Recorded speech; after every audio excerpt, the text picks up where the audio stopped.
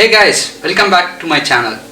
Today we are going to discuss and explain an important topic about how to get admission in German universities. Before getting into the video, let me quickly introduce my friend. He is Eranyan. Hi Eranyan. Hi. How are you? Yeah, I'm doing good. How about you? Yeah, I'm doing good. Thanks. Great. Could you quickly introduce yourself? Hi guys. I am Eranyan and I'm a good friend of Muthu for the last 6 months or so. And thanks Muthu for giving me the opportunity to talk about it's this. my pleasure. So yeah, once again, my full name is Eranyan Ravanan and I am coming from Chennai, a southern part of India, and I was born in a French Union territory called Karaikal, but I was completely brought up in Chennai. There I did my bachelor's in Anna University, and then I worked there for around roughly 20 months, and then I plan to do my master's in 2019 end, and then I applied for master's in Germany, and the process was around 6 months, and then I came there. Yeah, now I'm at the verge of completing my master thesis, and yeah, that's why I'm here in Austria with Muthu. Nice, Eranyan. Thank you. That's my pleasure to meet you. So guys, the content of this video would be like we are going to explain the whole process about admission and the required documents, and finally Eranyan will share all the tips and tricks in his experience. So this is the content. So let's quickly get into the questions. So the first general question, why should someone choose Germany for master studies? Yeah, that's a nice question. First thing I would say why someone should choose Germany for masters is that in Germany you don't have tuition fee for any of the course. At least 95% of the universities don't have fees, but there is a state called Baden-Württemberg in Germany where state tuition fee of roughly 1,500 euros per semester has become mandatory. But still, if you are planning to work in Germany after your masters, you can still claim it under your tax claim. So next thing is that I would say you have so many student benefits in Germany. For example, we get something as a student card. With that student card, we can travel in and around our state for free in even local transport and in trains. Mm-hmm. So next thing which personally I felt good was that we don't have so much of writing exams or writing assignments and stuff like that don't happen here. It's like more of interactive thing. Like for example, if you take any exams, almost 80% of my exams were interactive oral exams. So if you know the concept, you can just explain the professor in 15 minutes and you will be done for the exam, and your gradings will be just given when you step out of the room. Okay, it's like an oral exam. Exactly. So okay. That's very good thing I felt over here. Okay. So as a student, you can also work here for around 120 full days or 240 half days. So I personally worked as a research assistant, which we call it as Hilfskraftwissenschaftlicher, as in the university. You also have other opportunities like you can work as a WAC student in a company, or else you can do your internship or thesis in a company. Apart from this, you can also work on part-time jobs, but that might require a level of German which might be more than B2 level of German. Okay, so works.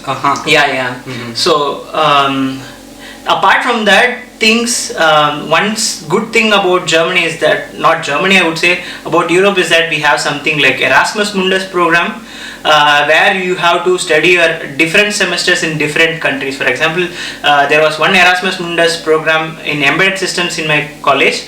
The students who are coming in our university will study their first semester over there, and their second semester will be in Netherlands, and their third semester will be in Poland. So they will be traveling in and around Europe, and they will be paid around 1,000 euros per month for their living expenses and stuff. So good thing is that you have to just pay for your flight ticket from India to Germany and you are all done. Okay, super. So, and apart from that, all over Europe we have a very good work-life balance which you can't imagine sitting there in India. So yeah, I would definitely recommend you to come to Europe. Yeah, of course, that's true. In our experience, so we are already experiencing such kind of benefits. Exactly. Yeah. So good. So we can move to second question. So Eranyan, could you tell us the overview of the process. What are the steps included? I would like to start this discussion with letting you know about a website called DAD, Deutscher Akademischer Ausdienst. It's like a German exchange program. Okay. I mean German exchange service. What they do is like they list out all the colleges and all the courses that are available in Germany. So you can just go to that website and look for what course you are interested in, and this filter will sort and give it to you what are all the colleges that provide such courses. So once you have sorted out your colleges and you have a list of colleges or universities which you wanted to apply for, go to the specific website of each and every college and look for the course modules and the course application deadlines. That is something which you need to pay attention to always. So I would also recommend you to look into we have something called Lehrstuhl here, which is the chairs. Every department will have sub chairs, so each and every sub chairs will be focusing on specific research, and see which research and which topic is of more concern towards you, so that you can proceed your application in such a way in the future, like that. So once you are done with the basic research about each and every college, next comes the collection of all the documents that you might need for the application.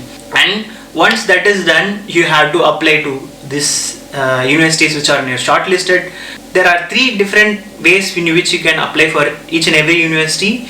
The first and foremost and the most common one is the Ingenious portal.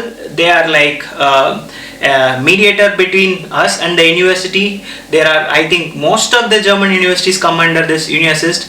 So like we send the documents to Ingenious and Ingenious sends the documents to German universities, and once the universities has decided their results, I mean they have shortlisted the candidates, they will send us the admit directly. So this is how the overall process goes.